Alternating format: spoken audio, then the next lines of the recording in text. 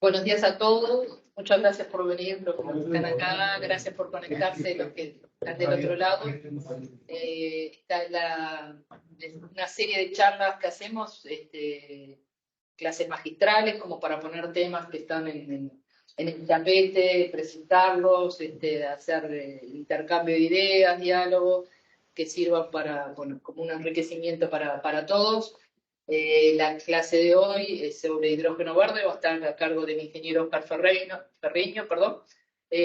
director de Relaciones Institucionales y Regulaciones de la empresa Ventus, y también docente del Centro de Producción Más Limpia, del Centro de Posgrados, que va a estar a cargo de uno de los cursos que vamos a tener próximamente sobre energías renovables de hidrógeno verde. Bueno, los dejamos con Oscar. Supongo que hay después una instancia de preguntas sobre el final, o sea que prendan el micrófono y se habilitan las preguntas.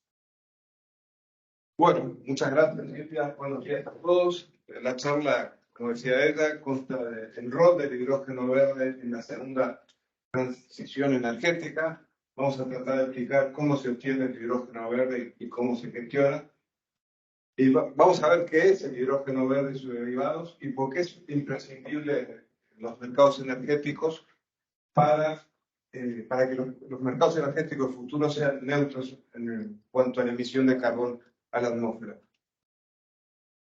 Para entender qué es lo que hablamos qué queremos decir cuando hablamos de la segunda transición energética, vamos a hacer una breve historia de los mercados energéticos. Para empezar, ¿qué es la energía? La energía, como todos sabemos, es la capacidad de realizar un trabajo.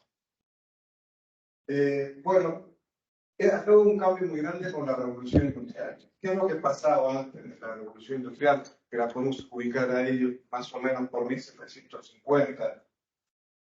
Bueno, pasaba que el hombre, para hacer sus labores, recurría a la tracción a sangre, a la tracción animal, recurría a los recursos naturales, la energía eólica se usaba, la energía solar también. Esto era, a ver, ejemplo de energía eólica son los famosos molinos de La Mancha, se movían por el viento, pero se usaban para moler granos, o en Holanda para bombear agua, o también había molinos de agua, de pequeños cursos de agua.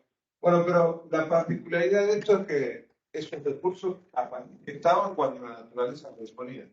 O sea, el trabajo no se hacía en cualquier momento, sino cuando había viento, cuando había sol. Por ejemplo, el sol se usaba para secar tejidos o para secar leña, pero el trabajo había que hacerlo cuando había recursos.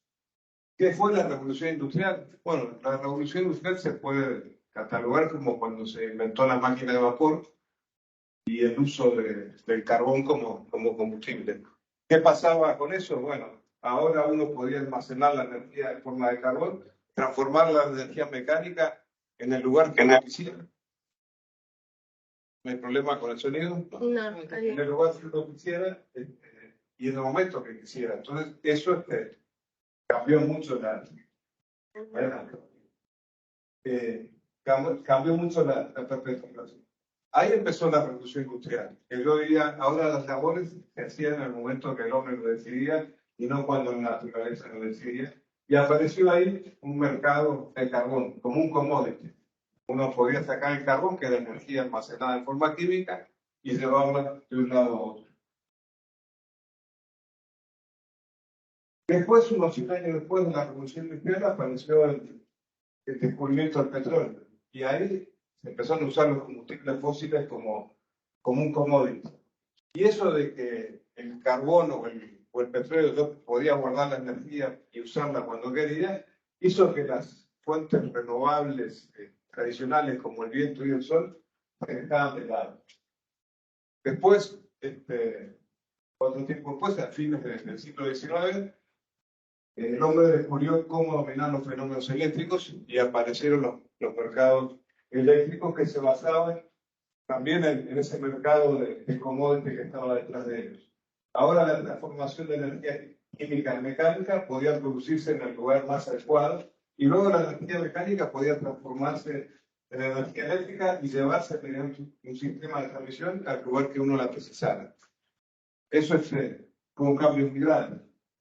Pero estos sistemas eléctricos tienen esa característica fundamental de que no almacenan energía en el mismo sistema, sino que tiene que haber en instante a instante, segundo a segundo, la energía que se consume, que se demanda, tiene que ser igual a la energía que se produce. Pero acá apareció la necesidad de un gestor o un director de orquesta que va comandando los sistemas eléctricos, que se conoce como el despacho de carga, que tiene que disponer de generadores gestionables que permitan ir de acuerdo a la previsión que tenga demanda, ir regulando esa ecuación igualitaria entre energía demandada y energía generada. Y bueno, ahí ese gestor precisa tener cierta capacidad de almacenamiento. Y la forma más sencilla de almacenar energía son los combustibles primarios. Uno puede decir, cuando se habla tanto de almacenamiento de energía, bueno, el almacenamiento más común es tener un patio de carbón o un patio de combustible o mismo un yacimiento de gas. La energía está almacenada bajo tierra y uno la extrae en el momento que la precisa. Y este concepto de almacenamiento es importante para ver qué es lo que se va desarrollando. Los sistemas eléctricos evolucionaron, ¿no? Hoy yo diría, sin temor a equivocarme, que es la máquina más perfecta y más compleja que ha desarrollado el hombre. Y la verdad es que no podemos concebir la vida hoy sin el sistema eléctrico. Sin el sistema eléctrico y todo el sistema energético que va a traer. Como dice ahí, el mercado eléctrico se transformó en algo imprescindible para el desarrollo tal como lo conocemos hoy. Ahora, esas energías renovables no convencionales como era la eólica o la solar, como no eran gestionables, esos mercados eléctricos fueron desapareciendo. La única fuente renovable que permaneció fueron las grandes centrales hidroeléctricas, y justamente por el hecho de que las centrales hidroeléctricas con su embalse tienen una capacidad de almacenamiento de energía. Y bien, así fue el mercado que hoy conocemos, a mediados del siglo pasado. El mercado energético es un mercado donde el 80% de la energía primaria es proveniente de fuentes fósiles, o sea, carbón, petróleo, gas natural. Y como decía hoy, la única forma de energía renovable que se había mantenido eran las grandes centrales hidroeléctricas, por esa capacidad de almacenar. Incluso como la energía hidroeléctrica tiene capacidad de almacenamiento, a mediados del siglo pasado empezaron a aparecer las centrales hidroeléctricas reversibles, que son centrales hidroeléctricas que además se le ponía bomberos para llevar el agua hacia el embalse superior y tener una forma de almacenar, porque era de las formas más económicas de almacenar. Bueno, a fines del 79 del siglo pasado empezaron a aparecer la primera guerra árabe, en la segunda guerra árabe-israelí. Se empezaron a observar los problemas geopolíticos que el hecho de tener concentradas las fuentes de almacenamiento de energías fósiles en algunos países provocaban. Entonces se empezó a estudiar de vuelta a ver la posibilidad de meter las energías renovables en los sistemas eléctricos. Hubo un renacer de las renovables y ahí apareció la fotovoltaica y la eólica, que son las fuentes de energía autóctonas en cada región, o sea, que están más dispersas por el globo terráqueo y que son más abundantes. Entonces, estuvo ese renacer. Y unos años después, yo diría que en los años 90, empezó a tomarse conciencia del problema ambiental que provocaba el uso masivo de combustibles fósiles. Ese es eso, para explicarlo, el famoso efecto invernadero, producido por condiciones antropogénicas que están relacionadas con la revolución industrial. ¿Qué es el efecto invernadero? Bueno, la Tierra recibe energía solar en forma de un espectro amplio de frecuencias, y la atmósfera es más o menos transparente a la energía solar. Entonces la energía solar llega a la Tierra, en la Tierra se transforma en calor, la Tierra se calienta, y esa energía, al calentarse, la Tierra empieza a emitir rayos infrarrojos. ¿no?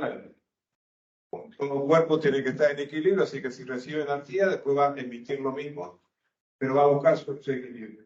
Bueno, resulta que si bien la atmósfera es más o menos transparente a la energía solar que llega, no es tan transparente a los rayos infrarrojos. Entonces es como que hubiera lo que se llama el efecto invernadero. Eso es lo que hace que la diferencia de temperatura entre el día y la noche sea más o menos pequeña. Está ese efecto de invernadero. Ahora, ¿cuáles son los gases de efecto invernadero que hay en la atmósfera? Bueno, son varios. Metano, el CO2, el vapor de agua, las nubes. Estamos hablando de algo que se descubrió recién hace relativamente pocos años. Prefiero el siglo pasado, de esto ni se hablaba. Pero lo que ha cambiado es la cantidad de CO2 en la atmósfera. Al principio de la revolución industrial, la cantidad de CO2 eran 200 partes por millón. Hoy estamos en 415 partes por millón. Y está eso aumentando de 3 a 4 partes por millón más por año. Entonces, evidentemente, el efecto de la revolución industrial fue cambiar la proporción de CO2 en la atmósfera y está cambiando ese equilibrio de temperatura. Y entonces, lo que se dice es que el planeta se está calentando de forma cada vez más alta. No es que llegamos a algo que no existiera antes, sino que llegamos a una cosa diferente a lo que es la Tierra para el bienestar del ser humano o para la convivencia del ser humano. Un pequeño repaso sobre los combustibles fósiles. Los combustibles fósiles se forman por el hecho de que se hace fósil la materia orgánica. Pensemos hace varios millones de años para atrás, seguramente la atmósfera tenía una composición diferente a la actual, tendría mucho CO2 en la atmósfera, eso provocaba que la temperatura del planeta fuera alta, la vegetación iba creciendo y ¿qué es lo que hace la vegetación? Bueno, toma el carbón del aire, la estructura de los árboles es carbón tomado del aire, o sea que iba sacando el CO2 al aire, entonces las plantas iban muriendo, se iban enterrando, con la presión y combinadas con el agua se iban formando los hidrocarburos. Y lo que estamos haciendo, lo que la Tierra demoró varios millones de años en limpiar de CO2 de la atmósfera, en la revolución industrial para acá, estamos desenterrando ese carbón y lo estamos devolviendo a la atmósfera. Ese es el problema del cambio climático. Bueno, entonces, ¿cómo son los mercados en cuanto a la emisión? Bueno, más de la mitad de CO2 que se emite en la atmósfera proviene del mercado eléctrico. Entonces, lo primero que se hizo, vamos a tratar de disminuir las emisiones de CO2 en el mercado eléctrico. Otro 30% proviene del transporte, o sea, los barcos, los aviones, los automóviles, porque el transporte es la segunda industria a tratar de atacar. Y el otro 20% corresponde al resto de la industria, ¿no? Bueno, cualquier tipo de industria, pero el acero, por ejemplo, es uno de los que más tenemos. Entonces, hay un renacer de las energías renovables, de la eólica, la solar, que lo estamos viendo en estos años, ¿no? Pero no son gestionables, o sea, como hablamos al principio, nadie puede decir, a ver, dame tanta energía proveniente de un parque eólico o de un parque solar como yo quiero, para abastecer la demanda, porque va a depender del recurso que haya en ese momento. Por un tema, pero las puedo ir mezclando. Puedo poner una mezcla, un mix de energías convencionales que sean gestionables, como las fósiles, las hidroeléctricas, y un mix una mezcla de energía renovable. Eso se puede ver matemáticamente, pero hay un problema de excedercia en cuanto a la forma del recurso. Es imposible superar un 50% de energías renovables no convencionales dentro de una matriz eléctrica, si es que no tengo un sistema de almacenamiento para esa energía. El despacho de carga piensa que tiene que gestionar la demanda. ¿Cómo ve a estas energías renovables no convencionales? Y la verdad que la ve como una demanda negativa, así como ve la demanda real. Esta energía que puede dar el viento o el sol es una demanda negativa que se la tiene que restar a la demanda real. Entonces, si antes tenía que gestionar determinada demanda, ahora tiene que gestionar una demanda más chica. A veces va a ser más fácil. Por ejemplo, si el viento empieza a soplar en la noche, que es cuando empieza a aumentar la demanda, las variaciones de demanda, esa demanda neta, esa demanda que es el resultado de la bruta, la negativa, va a ser pequeña. Pero si hay mucha energía solar, justamente al atardecer va a ser al revés. Las variaciones van a ser más bruscas. Y eso es bastante complementario. Alguien puede decir, bueno, pero la energía eólica y la solar son muy complementarias, ¿no? Todos sabemos que el viento, o por la experiencia que tenemos en Uruguay, el viento sopla mucho más en la noche y en los meses fríos, y el sol obviamente está de día y sobre todo en verano, entonces uno puede decir que hay una complementariedad. Pero vamos a ver si analizamos esa complementariedad. Yo acá tomé para los años 2020 y 2021 la producción anual, si yo pusiera, por ejemplo, 100 megavatios de eólica y 100 megavatios de solar y lo tratara de sumar para ver esa complementariedad. Y está puesto acá la generación en promedio de un día. Como ven ustedes, las variaciones aún en valores de un día son muy, muy grandes, ¿no? Puede correr el... A ver, ahí está. En eso ahí vemos que esos 100 megavatios de eólica, 100 megavatios de solar tomados, sumados en la generación diaria, da que a lo largo de esos 2 años, que debe ser bastante representativo de la realidad, porque debe ser seguramente un fenómeno estacional, tiene un promedio de 61, un máximo de 112, un mínimo de 10. O sea que serán complementarias, pero las variaciones son muy grandes. La variación de casi de 20%. Si en lugar de un día tomamos 10 días, ahí tenemos que, bueno, el promedio se mantiene, pero el máximo, o sea, tomar 10 días de promedio es como decir, si yo pudiera tener una batería de 10 días para guardar esa energía, yo puedo ecualizar esto. Y si tomamos 45 días, vemos que queda bastante más plana esa variación. Esto quiere decir que si yo quisiera, para evitar las emisiones de CO2 y llegar a tener una cosa ecualizada, tendría que recurrir a almacenamiento del orden de algunas semanas. Si no tengo almacenamiento de algunas semanas, es imposible pensar que con eólica y solar yo voy a poder abastecer la demanda eléctrica. Entonces, vamos a ver los tipos de almacenamiento que tenemos. Acá en el eje de las abscisas está la energía, ¿no? Puesto en 1 kilovatio hora, 10 kilovatios horas, hasta 100 teravatios hora. Y en las ordenadas el tiempo de suministro de esa energía que puesto en la batería. Pero la primera batería es el volante de inercia, ¿no? Es el almacenamiento de energía en forma de energía cinética, los cochecitos, los autitos de los juguetes a fricciones, se llaman, o es lo que hacen los grandes generadores de generación que tienen la inercia del giro de su masa rotatoria. Vemos que eso puede variar del tiempo de décimas hasta una hora de almacenamiento y capacidad de hasta 100 kilovatios hora. Luego tenemos las baterías convencionales, las baterías químicas, que pueden almacenar hasta 10 megavatios hora, duración del orden de 10 horas, o sea, paso diario son las baterías. Acá metemos baterías de plomo, baterías de litio, no más que eso. Almacenamiento con aire comprimido, comprimir el aire y después utilizarlo. Podemos llegar hasta 100 horas. Con las centrales de bombeo reversible,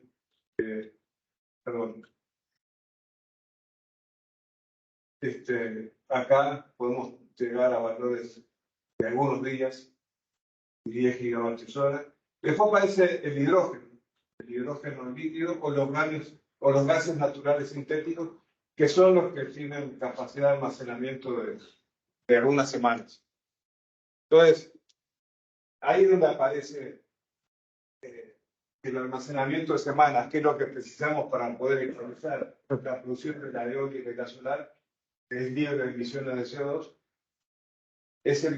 hace que necesariamente tenga que recurrir al hidrógeno o a algún derivado de hidrógeno.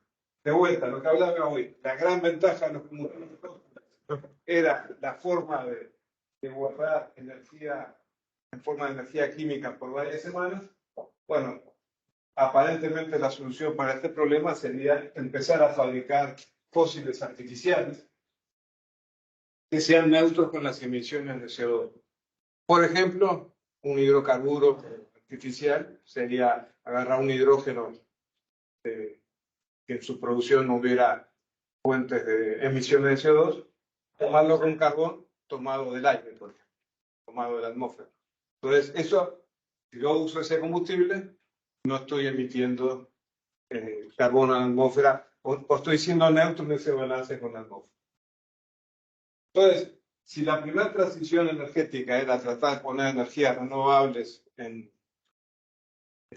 la matriz eléctrica para tratar de evitar las emisiones de CO2, que es lo que hizo Uruguay 10 años atrás. De paso digo, ¿por qué no pudo hacer Uruguay con tanto éxito? Bueno, porque las centrales hidroeléctricas de Uruguay significa un almacenamiento del orden de 4 o 5 meses. Esa es la gran ventaja por la cual Uruguay pudo instalar tanta energía eólica. Y más o menos yo les diría cuánto pudo instalar, y bueno, casi lo mismo que tenemos de centrales hidroeléctricas. Hoy tenemos 1.500 megavatios entre Salto Grande y la central de Río Negro, y más o menos es lo que hay de eólico y solar. Instalar más generación eólica y solar, precisamos más almacenamiento o precisamos una combinación. La segunda transición energética se trata de dejar de utilizar combustibles fósiles en la matriz energética, no ya en la eléctrica, sino en toda la matriz energética. Para eso, y según lo anterior, habría que fabricar combustibles artificiales que sean neutros con el medio ambiente en cuanto a las emisiones de CO2, pero que tengan características similares a los combustibles fósiles en cuanto a la capacidad de almacenar energía. O sea, no se trata esto de un problema económico. Obviamente, la economía está atrás de todo. Pero no es que vamos a recurrir al hidrógeno y a los combustibles derivados de hidrógeno neutros con el medio ambiente por un problema económico, sino para resolver el problema de las emisiones. Entonces, el hidrógeno y los combustibles obtenidos combinándolo con carbono obtenido de la atmósfera o con nitrógeno de aire o cualquier otra cosa que puede ser la solución a este problema de las emisiones. O sea, no es que el petróleo se esté acabando, puede ser que haya un problema geopolítico del petróleo. Los americanos resolvieron el problema geopolítico con el fracking. Prácticamente descubrieron ellos mucho más petróleo del que había en el mundo. Los años 80 se podía decir que el petróleo se iba a acabar. Bueno, algún día se va a acabar, pero yo creo que eso está más allá de... Capaz que pase más de 500 años para que se termine el petróleo y los combustibles fósiles. Si es que se llegan a terminar. El problema es tratar de resolver las emisiones de CO2, tratar de combatir ese calentamiento global, que como decía hoy, es algo que surgió con la revolución industrial y que nos dimos cuenta relativamente hace poco tiempo. Bueno, vamos a hablar entonces un poco del hidrógeno. Primer elemento de la tabla periódica, el elemento químico más ligero que existe. Condiciones normales está en estado gaseoso, es insípido, incoloro, inodoro. Y es el combustible por excelencia para producir energía cuando se oxida, cuando se combina con el oxígeno. Es muy abundante en la Tierra, 75% de la materia del universo es hidrógeno, pero solamente está en forma de óxidos, por ejemplo, en forma de agua o con hidrocarburos o con cualquier compuesto orgánico. No es un combustible que se pueda tomar directamente de la naturaleza, no es como el hidrocarburo que lo tomo de la naturaleza, sino que hay que fabricarlo. Es lo que de alguna manera un vector energético, sirve para llevar energía de un lugar a otro. Entonces hay que fabricarlo. Algunas características del hidrógeno. Si lo vamos a usar como combustible, vamos a ver cuáles son las calorías que tiene, el poder calorífico que tiene. Y podemos hacer dos descripciones, una densidad calorífica respecto al peso, a la masa, y otra respecto al volumen. Entonces, el hidrógeno es el combustible por excelencia en cuanto a masa, 28.000 kilocalorías por kilogramo, el gasoil tiene 10.000, gas natural 12.600, carbón mineral 7.000. Pongo acá amoníaco y metanol, que son compuestos orgánicos que tienen hidrógeno, perdón, sí, que tienen hidrógenos y que podría ser esos combustibles derivados, 5.300 kilocalorías, el metanol 4.600. Pero más cuando vamos al volumen. Si lo vamos a llevar a un bar a presión atmosférica, el gas hidrógeno tiene solamente 2 kilocalorías por litro. Lo comprimimos a 200 bar, tiene 436 kilocalorías por litro. Si lo comprimimos a 350 bar, 700 kilocalorías por litro. A 700 bar, 1100. Aún a 700 bar estamos bastante lejos de lo que es el poder calorífico de una gasolina, ¿no? En cuanto al volumen. Licuado, 2.000 kilocalorías por litro. Licuado, bueno, pero el licuado precisa que esté, el punto crítico está en los menos 250 grados.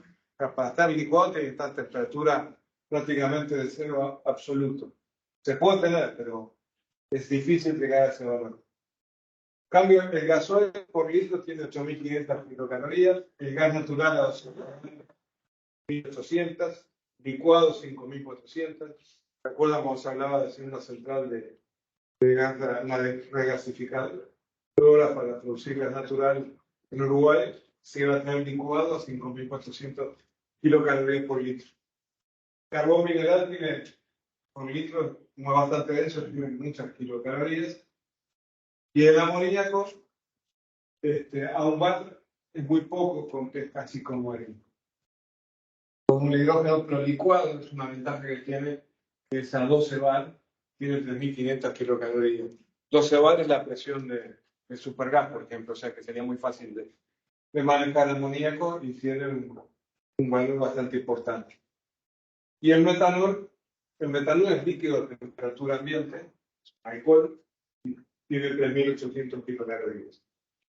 Acá yo podría decir, es como que en los combustibles fósiles el poder calorífico lo pone el hidrógeno y lo que hace el carbón es achicar los enlaces. El enlace hidrógeno-carbón es mucho más compacto, entonces le da mucha mayor densidad. Con 3 carbones en la molécula, con un carbón tenemos gas, con 3, 4 carbones empezamos a tener líquidos. Ahora, en cuanto a poder calorífico y comparándolo con baterías, una batería de ion litio, que es lo mejor que tenemos en el momento, tiene entre 60 y 160 kilocalorías por kilogramo. Vemos que está muy lejos de lo que es el valor de las gasolinas. O entre 150 y 450 kilocalorías por litro. Entonces, en un auto puede ser que lo pongamos a batería, capaz que el peso no importa. En un camión ya la batería empieza a pesar más. En un avión es prácticamente imposible llegar a un avión que confunda con la autonomía de un avión que funciona con gasolina, queroseno, porque el poder calorífico que pueden guardar las baterías es muy bajo. El hidrógeno se puede usar en un motor térmico convencional con pequeñas modificaciones. Como no tiene carbón, cuando quemamos, no sé, en un motor convencional, el único residuo que tenemos es CO2. Y digo, no tenemos CO2, tenemos agua, y por las temperaturas vamos a tener óxido de nitrógeno, por lo que en un motor convencional se requieren los mismos catalizadores de tubo de escape que utilizan los automóviles actuales. Y el rendimiento quemándolo en un motor convencional puede estar entre 30 y 40%. Rendimiento energético, ¿no? Perdón. Bien. Una ventaja del hidrógeno es que se puede usar en pilas de combustible. o celda de combustible, donde ahí directamente el hidrógeno se convierte en electricidad. Esto es algo que se empezó a desarrollar con los viajes espaciales. El viaje a la Luna se hacía llevando hidrógeno y oxígeno en forma líquida, y en las pilas de combustible se producía electricidad para la nave y agua potable para los astronautas. Acá el rendimiento del orden del 60% en cuanto a energía eléctrica. Pero si llegamos al calor, que también despide calor, llegamos a valores del 90%. Bueno, ¿cómo hacemos para producir el hidrógeno?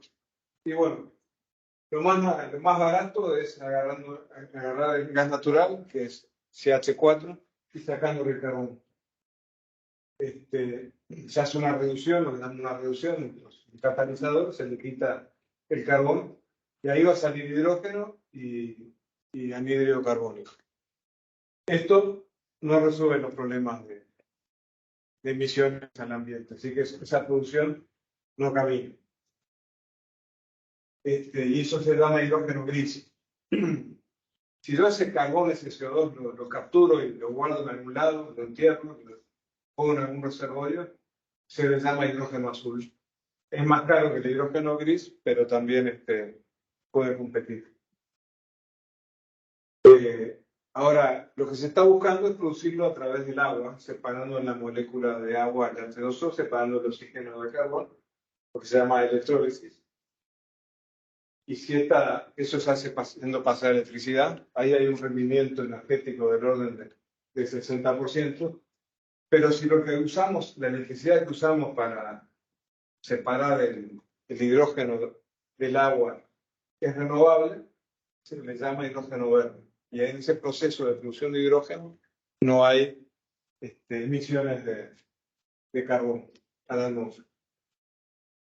En el caso de Uruguay, si Uruguay quisiera hacer hidrógeno verde para sustituir los combustibles fósiles, tiene que recurrir a mucha energía eólica y fotovoltaica, pero como ya vimos, como sabemos, es muy abundante eso en Uruguay.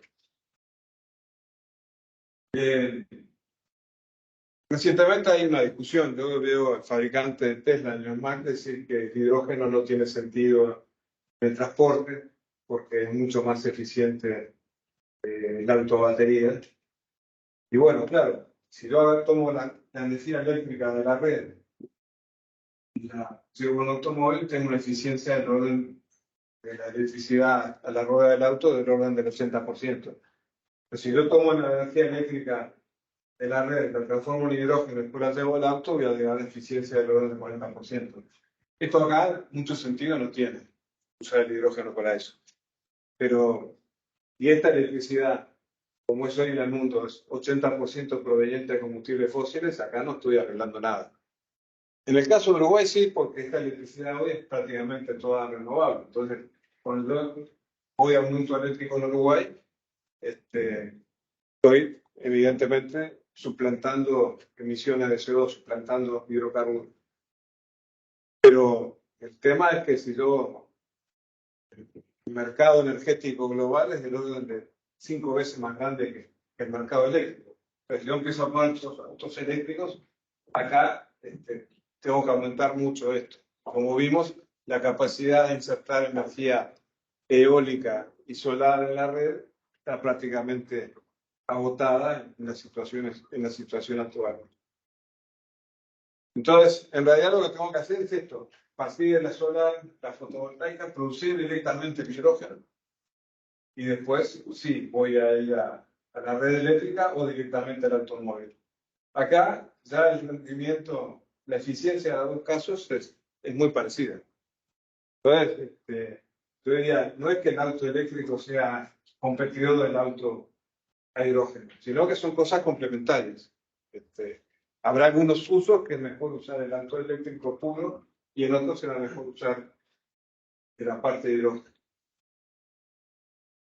Pero este concepto es importante. Tengo que pasar por el hidrógeno o algún derivado del hidrógeno, algún hidrocarburo verde de la energía fotovoltaica y la eólica para poder seguir adelante. Entonces, con energía solar fotovoltaica y energía eólica pasamos a la CO2 verde. Con biomasa neutra, por ejemplo, el CO2 que se obtiene al quemar un árbol que plantamos, ese CO2 es neutro, porque el árbol extrajo el CO2 del ambiente, cuando lo estoy quemando, lo estoy devolviendo, se puede hacer mediante un proceso de hidrogenación metanol verde. O sea, por ejemplo, en el caso de Uruguay, las papeleras que queman árboles que se plantaron expresamente, el CO2 que emiten por la chimenea es neutro con el medio ambiente y yo podría hacer ahí un metanol verde que después puede ser la base para hacer otro tipo de combustible. O sea, con el metanol lo puedo pasar por una refinería y hacer combustible de aviación o hacer combustible o gasolina, tal cual la gasolina que hay ahora. Obviamente no va a ser económicamente competitiva, pero la ventaja que tiene es que no va a ser menos las emisiones de CO2. Y con el tiempo, a medida que se va desarrollando, capaz que el proceso se vuelve económicamente competitivo. Y con hidrógeno verde y aire, en un proceso que se conoce hace más de 100 años, Haber-Bosch, se puede producir amoníaco, y ese amoníaco, como vimos, también se puede usar como combustible. La planta esta de biometanol que se va a hacer en Paysandú, va a utilizar energía eólica y fotovoltaica, va a utilizar una central de biomasa, que en este caso de salud, se va a producir metanol verde, y después ese metanol, es un alcohol, se puede despachar en los mismos barcos que hoy llevan combustible a Paysandú, se van a poder despachar hacia exportar o llevar a personas en Uruguay. ¿No? Y el metanol verde se puede utilizar como una materia prima química, sirve para hacer abonos como combustible. Parece que hay un gran potencial para usar el metanol verde en transporte de barcos y también se puede destilar para hacer combustible de aviación. Una aclaración, no, perdón, el proyecto de GIF en Paysandú es hasta gasolina. Hasta gasolina, sí. Hasta gasolina. Sí, porque GIF, de hecho, el proyecto que tiene GIF, o sea, después que tenés el metanol, podés seguir destilando. El proyecto que tiene GIF en Punta Arenas produce gasolina para Porsche a un valor que obviamente no es el valor de la gasolina proveniente del petróleo, pero bueno, empieza a ser competitivo.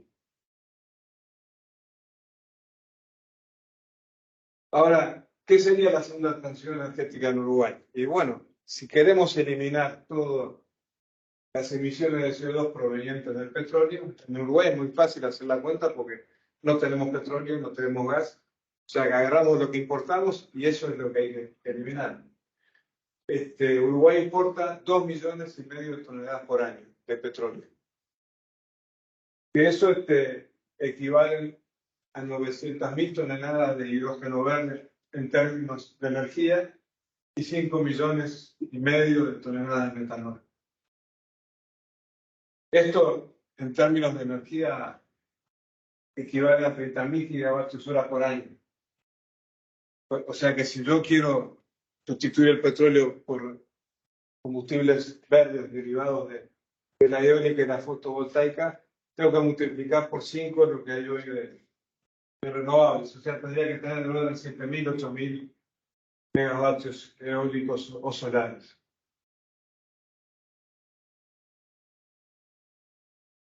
O una combinación de los dos. 8.000 eólicos, 16.000 solares, porque la función de la solar es la mitad de la eólica, más o menos. Entonces, acá, si estamos haciendo esto de producir electricidad para después producir hidrocarburos provenientes de esa electricidad u otro tipo de combustible, es como que estamos unificando los mercados energéticos. Como que la ANCAP y la UTE pasan a hacer una misma cosa. Hoy hay un mercado de combustibles líquidos o de combustibles fósiles y arriba de eso hay un mercado eléctrico. Ahora habría un mercado eléctrico, combustibles y de vuelta electricidad. Pero además hay otras sinergias. transportar energía a través de un ducto en forma de gas, en forma de moléculas de hidrógeno, es hasta 10 veces más barato que hacerlo por una línea de alta tensión eléctrica. Y ustedes dirán, eso es así, es tan fácil. Y bueno, piensen en lo siguiente.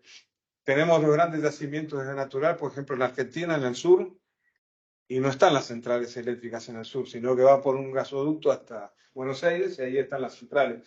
O mismo Europa, hasta hace poco, utilizaba gas natural proveniente de Rusia, de Siberia, y no es que las centrales eléctricas estuvieran en Siberia, sino que se llevaba el gas hasta Europa y ahí se transforma en electricidad.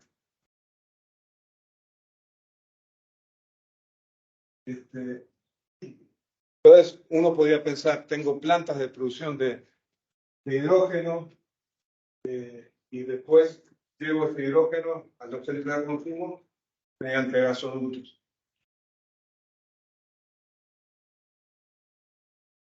El hidrógeno verde se produciría mediante energía renovable no convencional en plantas de generación conectadas y dedicadas a electrolizadores que se ubicarían lo más cercano a estas plantas. O sea, la transmisión eléctrica hasta el electrolizador sería bastante pequeña. Luego se transportaría en ductos dedicados al lugar de almacenamiento y se interconecta con el sistema eléctrico tradicional a través de plantas de generación convencionales que queman hidrógeno o celdas de combustible, pilas de combustible que se alimenten por H2 verde, que van a brindar energía a la red eléctrica tradicional. O se lo utiliza directamente en usos que no son fácilmente electrificables. Por ejemplo, para calefaccionar o para producir o para mover camiones o para mover autos. O sea, como que los mercados van a quedar entrelazados. El mercado de hidrógeno y el mercado eléctrico. No está uno atrás del otro. Ahora, ¿qué implica esto para Uruguay? Porque se habla mucho de los recursos. Primero, ¿hay lugar para poner tanta energía eólica y tanta energía solar? Bueno, hoy uno de los generadores, si uno va a comprar un molino, va a obtener una máquina que es del orden de 5 o 6 megavatios, y cada megavatio de eso abarca del orden de 20 hectáreas. Así que poner 8.000 megavatios de molino sería utilizar 160.000 hectáreas, como hoy se utilizan molinos en el campo, ¿no? Y si Uruguay tiene 18 millones de hectáreas, seguramente se puede poner una cantidad mucho mayor que esta de molinos. Los 8.000 megavatios de eólicos estarían ocupando menos del 1% abarcando menos del 1% de la superficie del Uruguay.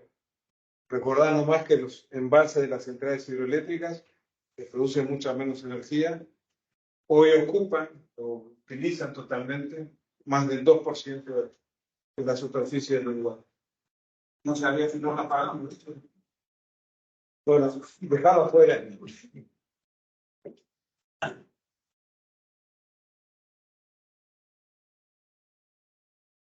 O sea, el problema de sitios para colocar molinos o los paneles fotovoltaicos que ocuparían más o menos del orden de 2 megavatios por hectárea, no es el problema. Hay suficiente agua en Uruguay, esto está de moda últimamente, se está discutiendo que el hidrógeno verde consumiría mucha agua. La verdad que esto no, es absurdo, ¿no? 1 kilogramo de hidrógeno son 9 kilos de agua. En la práctica son 11 kilos de agua, 11 litros para tener 1 kilogramo de hidrógeno. Las 900.000 toneladas de hidrógeno verde que equivalen a todo el petróleo que importa Uruguay son 10 millones de metros cúbicos de agua, o 300 litros por segundo.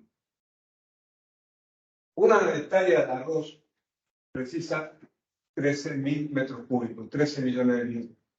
Por lo que todo ese hidrógeno que sustituye al petróleo equivale al agua que consumen 800 hectáreas de arroz. Y cuando digo que consumen es porque el arroz, esa agua la evapora, o sea, que es agua que desaparece. O sea que problema de agua no hay. Si fuera superficial, ¿no? Si ponemos tajamares para producir el hidrógeno. Y si es agua subterránea, las termas de la PEI sacan agua del acuífero guaraní del orden de 300 litros por segundo durante todo el año. Y hay varias termas en Uruguay. O sea que es como poner una terma más. No es el problema acá.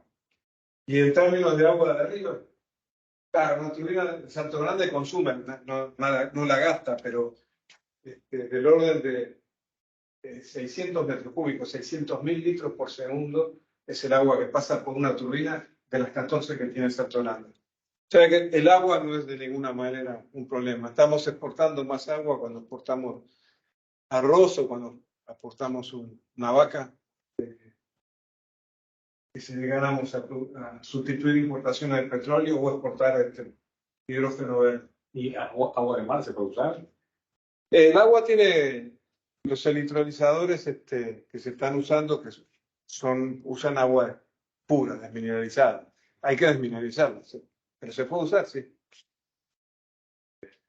De hecho, existe. Las desalinadoras que hay en el mundo utilizan agua de mar para convertirla en agua potable. El plan de ANCAP, que hace una licitación de molinos offshore para producir hidrógeno, utilizaría directamente agua de mar. Y bueno, ese CO2 biogénico que hay en Uruguay por la planta de biomasa, ¿para cuánto alcanza? Y bueno, 1 kilogramo de metanol precisa 1,5 kilos de CO2. Y más o menos las plantas de Uruguay emiten del orden de 600 toneladas por hora de CO2. Entonces, habría como para hacer 3,5 millones de toneladas de metanol. O sea, solo con lo que tenemos, o sea, acá uno puede producir hidrógeno verde, es por usarlo acá, convertir una parte después en amoníaco o en metanol y exportarlo como amoníaco o como metanol. No debería ser un problema. Y acá a mí me gusta decir esto, que la producción de energía, que hasta ahora es una tarea de minería, porque es una extracción de recursos de la tierra, pasa a ser una producción agropecuaria. Porque uno planta molinos como puede plantar arroz o cultivar soja o criar vacas. Y tiene un símil agropecuario, porque a pie del molino o cerca de donde están los molinos se puede producir el hidrógeno, como hoy uno cría vacas y después llevarlo mediante gasoductos al lugar donde se produce el metanol, como sería el símil de un frigorífico, y después exportarlo. Pero que es una producción muy parecida a la cadena agropecuaria que tiene varias etapas y donde hay participación de todo. Y cuando uno habla de que produce metanol, la misma infraestructura que se utiliza para importar petróleo puede utilizarse de forma inversa para exportar metanol, que es un líquido. Así que ahí hay muy buenas posibilidades. ¿Es competitivo? Bueno, si hoy agarramos las plantas eólicas que están en Uruguay y solares y ponemos una inversión para que se evalúe 10, 15 años de producción, podemos tener precios del orden de $4 por kilogramo.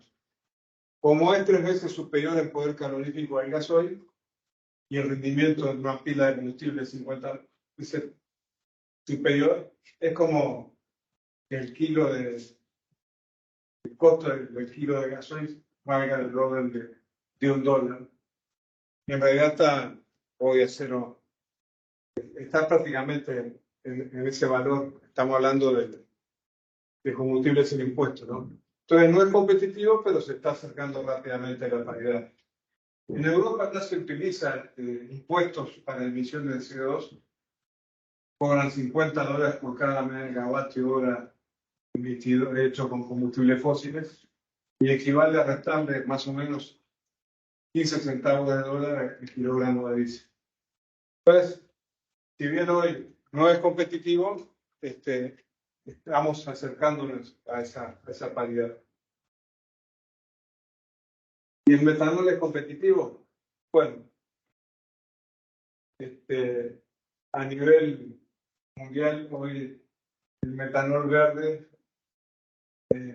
se puede comercializar en Europa del orden de $1.200 por la tonelada, que está muy cercano al precio medio del gasoil en los distintos países del mundo. Ustedes saben que el gasoil en los países ricos es más caro de los países pobres, pero está muy cerca de eso.